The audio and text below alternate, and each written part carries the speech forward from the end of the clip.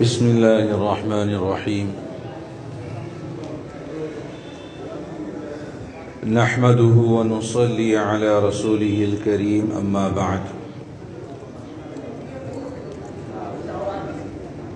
فقد قال رسول الله صلى الله عليه وسلم النكاح من سنتي فمن لم يعمل بسنتي فليس مني او كما قال عليه الصلاة والسلام۔ بزرگان محترم اور برادران عزیز، یہ نکاح کی ایک مقدس اور بابرکت تقریب ہے جس میں ہم لوگ اکٹھا اور جمع ہوئے ہیں۔ حضور پاک صلی اللہ علیہ وسلم نے ارشاد فرمایا ہے کہ نکاح میری سنت ہے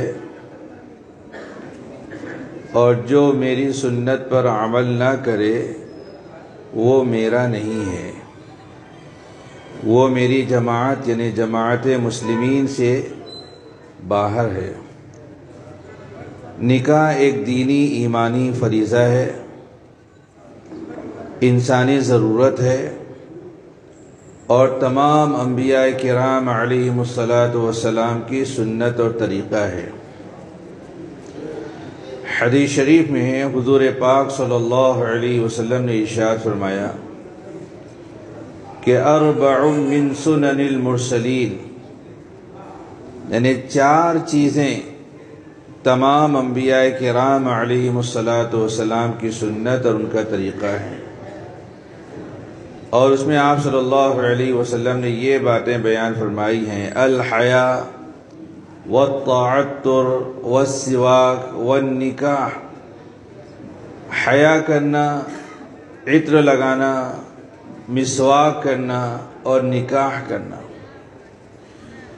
قرآن کریم میں اللہ تبارک و تعالی نے نکاح کو اپنی آیات میں سے ایک آیت اور قدرت کی نشانیوں میں سے ایک نشانی بتایا ہے۔ ارشاد خداوندی ہے: وَمِنْ آيَاتِهِ أَنْ خَلَقَ لَكُم مِّنْ أَنفُسِكُمْ أَزْوَاجًا، اس کی قدرت کی نشانیوں میں سے یہ بات ہے کہ اس نے تم میں سے تمہارا جوڑا بنایا، تمہارا جوڑا پیدا کیا۔ اب اس کے اندر آیت یا قدرت کی نشانی ہونے کی کیا بات ہے؟ تو غور کرنے سے یہ بات معلوم ہوتی ہے کہ نکاح ایجاب و قبول کے 2 بول کا ہی نام نہیں ہے، بلکہ اس کے ذریعے سے 2 اجنبی مرد و عورت کے درمیان محبت و مودت کا رشتہ و تعلق قائم ہوتا ہے، اور صرف 2 افراد ہی نہیں بلکہ 2 خاندان کے درمیان میں قلبی رشتہ و تعلق قائم ہوتا ہے۔ دلوں کے اندر الفت اور محبت کا پیدا کرنا انسان کے بس کی بات نہیں ہے، یہ اللہ تبارک و تعالیٰ کا کام ہے، اور نکاح کے اس مقدس عمل کے ذریعے سے اللہ تبارک و تعالیٰ دلوں کے اندر وہ الفت و محبت پیدا کر دیتے ہیں۔ اس لیے اللہ تبارک و تعالیٰ نے اس کو اپنی آیات میں سے ایک آیت اور قدرت کی نشانیوں میں سے ایک نشانی بتایا ہے، اور پھر نکاح کا مقصد اور اس کی غرض و غایت بیان کی گئی۔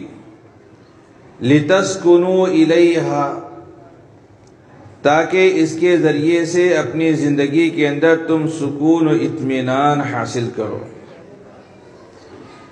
کبھی بندہ الجھن اور پریشانی کا شکار ہوتا ہے تو اس کی الجھن اور پریشانی کے دور ہونے کا ذریعہ اور سبب اس کی رفیق حیات اور شریک زندگی بنتی ہے۔ اس نکاح کے ذریعے سے جو سکون و اطمینان مطلوب ہے، وہ سکون و اطمینان ظاہر سی بات ہے کہ شریعت و سنت کی پاسداری کیے بغیر زندگی کے اندر جو آ نہیں سکتا۔ اس لیے اس سلسلے میں مکمل قرآنی ہدایات ہیں اور نبوی تعلیمات ہیں۔ رشتے کے انتخاب سے لے کر کے تقریب نکاح کے انعقاد تک اور بعد کے تمام مراحل کے لیے شریعت نے جو مکمل رہنمائی کی ہے۔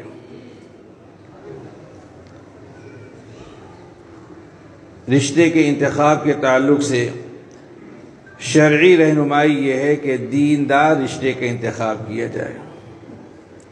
چار بنیادوں پر لوگ جو ہے رشتے کا انتخاب کرتے ہیں۔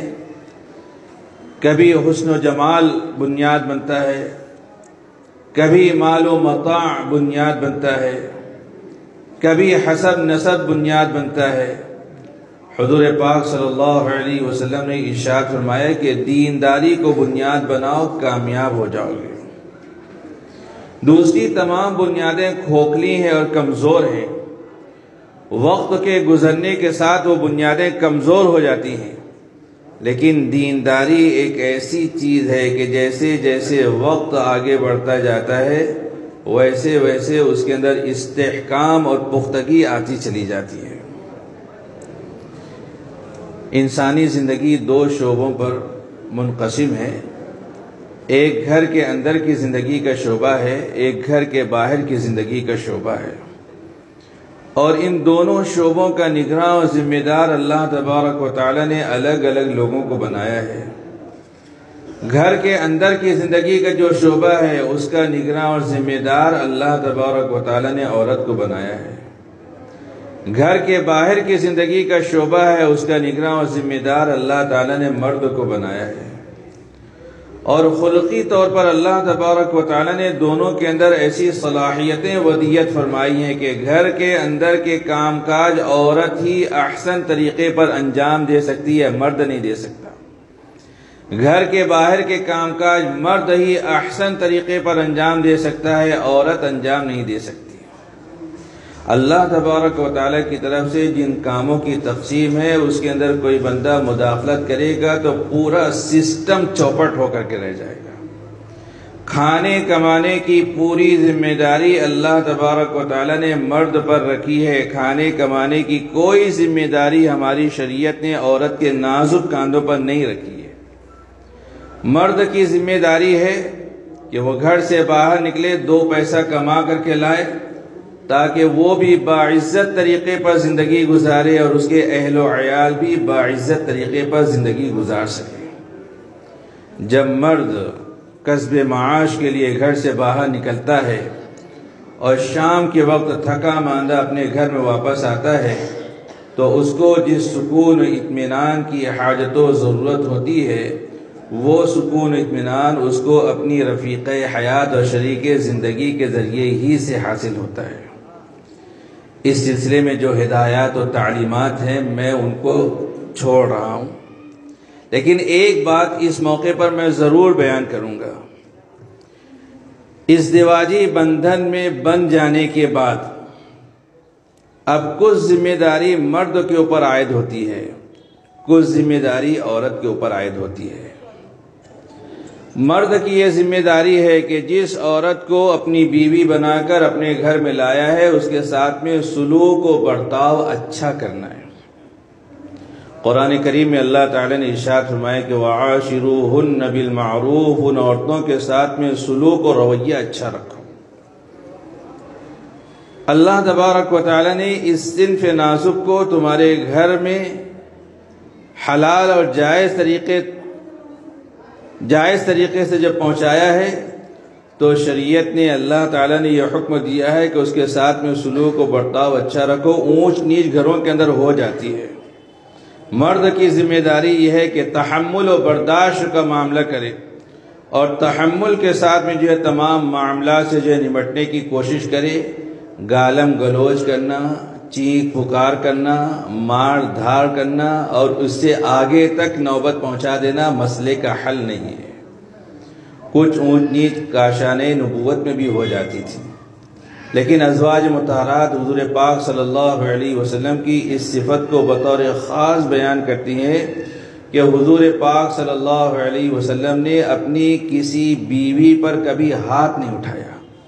حضور پاک صلی اللہ علیہ وسلم نے کسی کو مارا نہیں، ازواج مطہرات کے پاس عورتوں نے آ کر کے شکایت کی کہ مرد ان کو مارتے ہیں، تو حضور پاک صلی اللہ علیہ وسلم نے اعلان فرما دیا کہ اولئک لیس بخیارکم، عورتوں کو مارنے والے مرد اچھے مرد نہیں ہیں۔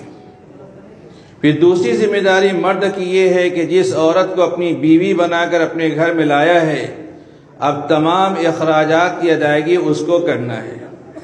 کھانا خرچہ، کپڑا لتا، علاج و معالجے کی لائن کے جتنے اخراجات ہیں ان اخراجات کی تکمیل اس کو کرنا ہے۔ ان اخراجات کی ادائیگی وہ کرتا ہے تو اس عورت پر کوئی احسان نہیں کرتا، اپنے فریضے کی ادائیگی کرتا ہے۔ نماز پڑھ کر، روزہ رکھ کر، زکوٰۃ دے کر، حج کر کے جیسے بندہ کسی پر احسان نہیں کرتا، ان اخراجات کی ادائیگی کر کے وہ کسی پر احسان نہیں کرتا۔ جہاں سے یہ بات دماغ میں گھستی ہے کہ میں اس کے اوپر احسان کرتا ہوں، بس یہیں سے فیملی سسٹم چوپٹ ہونا شروع ہو جاتا ہے۔ مرد کی ذمہ داریوں میں سے اہم ترین ذمہ داریاں یہ ہیں۔ دوسری طرف عورت کی ذمہ داری یہ ہے کہ جب اب وہ کسی کی بیوی بن گئی ہے تو ہر قدم اس کی اجازت اور مرضی سے اٹھانا ہے۔ شوہر کی مکمل طور پر اطاعت و فرما برداری کرنا ہے۔ فقہائے کرام نے مسئلہ بیان کیا ہے کہ عورت کسی کی بیوی بن گئی ہے تو اب نفلی روزہ رکھنے اور نفلی نماز پڑھنے کے لیے بھی وہ اپنے شوہر کی اجازت کی پابند ہے۔ اگر شوہر اجازت دے گا تو وہ نفلی اعمال کر سکتی ہے، ورنہ نہیں کر سکتی۔ جب نفلی عبادتیں وہ شوہر کی اجازت کے بغیر نہیں کر سکتی تو دوسرے کام کیسے کر سکتی ہے؟ اور عورت صرف اطاعت و فرما برداری کے ساتھ زندگی گزارے تو اس کے لیے ایک بشارت ہے۔ آپ صلی اللہ علیہ وسلم نے ارشاد فرمایا کہ جو عورت 5 وقت کی نماز پڑھے گی، رمضان المبارک کے روزے رکھے گی، اپنی عزت و ناموس کی حفاظت کرے گی، شوہر کی اطاعت و فرما برداری کرے گی، تو قیامت کے دن اسے کہا جائے گا کہ جنت کے 8 دروازے کھلے ہیں، جس دروازے سے جی چاہے وہ جنت میں داخل ہو جائے۔ صرف اطاعت و فرما برداری کے ساتھ زندگی گزارنے پر اللہ تبارک و تعالی اس کو یہ مقام عطا فرمائیں گے۔ تو اگر اپنی اپنی ذمہ داریوں کو فریقین انجام دینے کی کوشش کریں تو ازدواجی زندگی خوشگوار انداز میں گزرے گی اور گھر جنت کا نمونہ بنے گا۔ انہی چند باتوں پر اکتفا کرتا ہوں اور دعا کرتا ہوں کہ اللہ تبارک و تعالی اس رشتہ ازدواج کو ہر اعتبار سے باعث خیر و باعث برکت بنائے۔ وآخر دعوانا ان الحمد للہ رب العالمین۔